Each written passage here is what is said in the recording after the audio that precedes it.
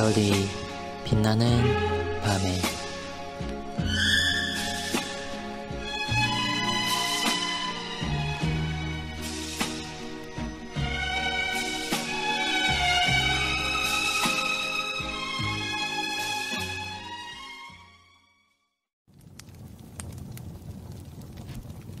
말씀의 설교, 본문은 12, 13일차에 나와 있습니다.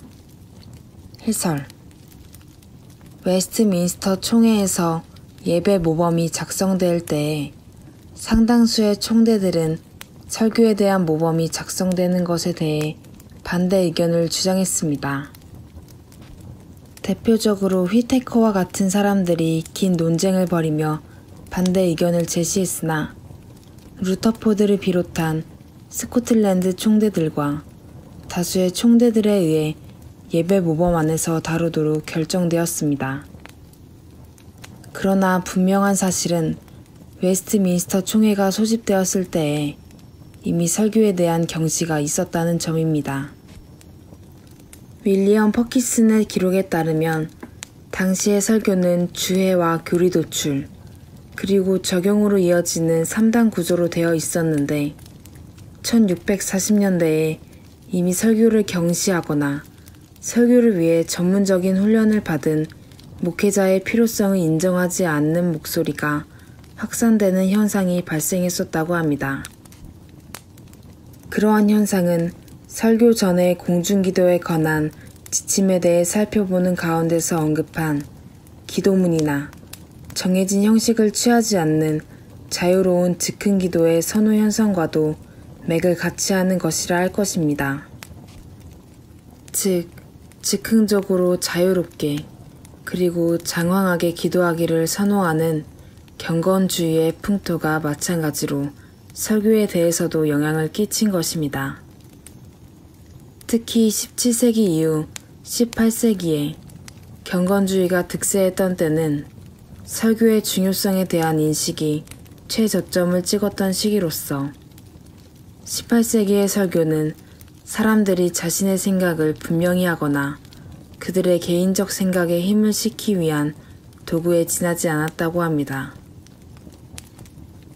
기도에 있어 즉흥적으로 자유롭게 기도하기를 선호하던 경건주의적 풍토 가운데서 기도 시간이 길어진 것처럼 설교에 있어서도 그러한 영향은 지나치게 긴 설교 시간으로 이어졌으니 두세 시간을 훌쩍 넘기는 예배가 흔해지게 되었던 것입니다. 18세기 네덜란드의 교회들에서 드리는 예배 때의 설교의 길이는 상상을 초월했다고 하는데 암스테르담 참사회에 의해 어떤 설교자든지 강복 선언을 정해진 시간 안에 하지 않았다면 5.5 스투이베의 벌금을 1 스투이베가 노동자의 하루 품삯에 해당합니다.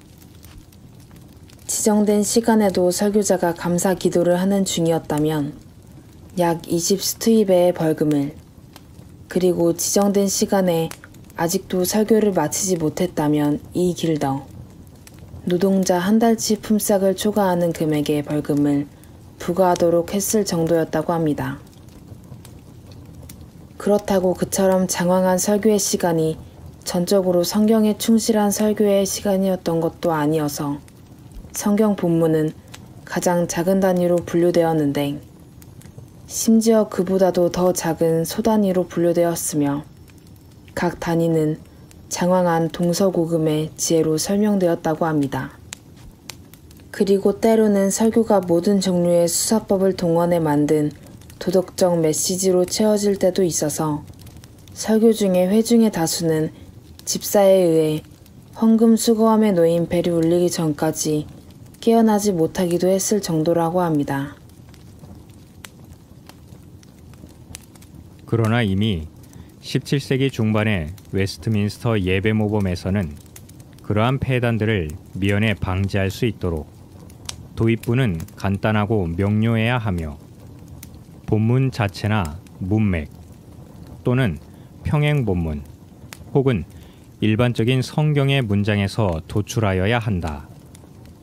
만일 본문이 길다면 설교자가 그것에 대한 간단한 개요를 전해주는 것이 좋으며, 만일 짧다면 필요에 따라 다른 말로 바꾸어 전하도록 한다는 명백한 지침을 주고 있습니다.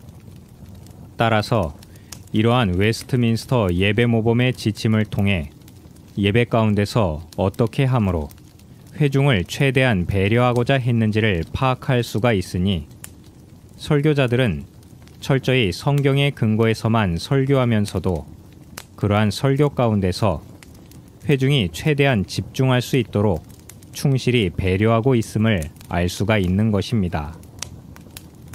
웨스트민스터 예배 모범의 설교에 관한 지침들은 1차적으로 설교자들이 어떻게 준비되고 어떤 자세로서 설교에 임할 것이며, 또한 어떤 자세로 성경 본문과 그 가운데서 도출되는 진리를 정리한 교리를 정립할 것이냐 등의 문제를 다루고 있어서 표면적으로 회중과는 상관이 없는 지침들처럼 보일 것입니다. 그러나 웨스트민스터 예배 모범의 설교에 관한 지침들은 예배 가운데에 설교가 어떤 기능과 역할을 수행하는 것인지를 밝히고 있어서, 이를 근거로 예배 가운데 있는 회중이 어떤 자세로 그 순서에 동참해야 하는지를 이해할 수 있도록 해주기도 합니다.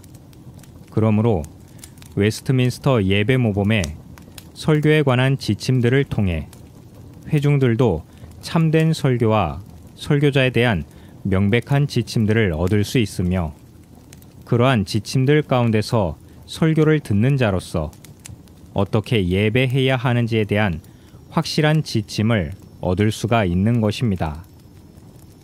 웨스트민스터 대요리 문답 160문. 말씀을 듣는 자들에게 요구되는 것은 무엇입니까? 말씀을 듣는 이들에게 요구되는 것은 말씀을 듣기 위해 열심을 다하여 준비하고 기도함으로 참여해야 합니다. 그들이 듣는 것을 성경 말씀에 비추어 검토하고 진리를 믿음과 사랑과 온유함과 열린 마음을 가지고 받아들이며 하나님의 말씀을 묵상하고 참고하며 마음에 간직하며 생활 속에서 열매를 맺도록 해야 합니다. 웨스트민스터 예배 모범이 제시하는 설교와 설교자에 대한 지침들은 언뜻 설교 자체나 설교자에게만 관심을 두고 있는 것 같지만, 사실은 철저히 듣는 회중들에게 관심을 두고 있다는 것을 이 지침들 가운데서 알 수가 있습니다. 즉, 설교를 듣는 회중에게 어떠한 영향을 끼칠 것인지에 관해 상세하게 언급하고 있는 것입니다. 그러므로 웨스트민스터 예배 모범은 설교자가 회중을 전혀 고려하지 않고 일방적으로 메시지를 전하도록 하지 않고, 오히려 가장 학식이 낮은 사람에게라도 메시지가 이해되도록 하라고 설교자에 대해 권장하고 있는 것입니다. 그러나 그러한 배려에는 한 가지의 제한이 따라붙는데, 그것은 바로 설교로 전달되는 메시지가 철저히 성경의 진리에 근거해야만 한다는 점입니다. 그러므로 설교의 메시지가 회중을 충분히 배려하여 쉽고 정확하게 전달된다 할지라도 그것은 설교자의 개인적인 의견이나 의사를 전달하는 것이 되어서는 안 되고, 오직 성경의 진리를 밝히 드러내어 전달하는 것이어야만 하는 것입니다. 질문입니다. 경험이 많고 노련한 목회자가 신중하고 지혜롭게 확실한 성경적 근거를 들어 수행하는 설교 사역은 회중에게 어떤 유익이 있다고 예배 모범은 언급하고 있습니까? 현대의 많은 교회들이 목회자를 청빙할 때에 어떠한 기준을 가지고서 하느냐를 살펴보면 대개는 소위 대형교회에서 사역했던 자를 우선으로 하는 것을 볼 수가 있습니다. 아마도 그처럼 대형교회에서 사역하는 자는 다양하고 큰 틀의 목회 경험이 있을 것이라고 생각하거나 아니면 대형 교회가 지니고 있을 것으로 생각하는 일종의 인사 시스템을 신뢰하기 때문일 수 있을 것입니다.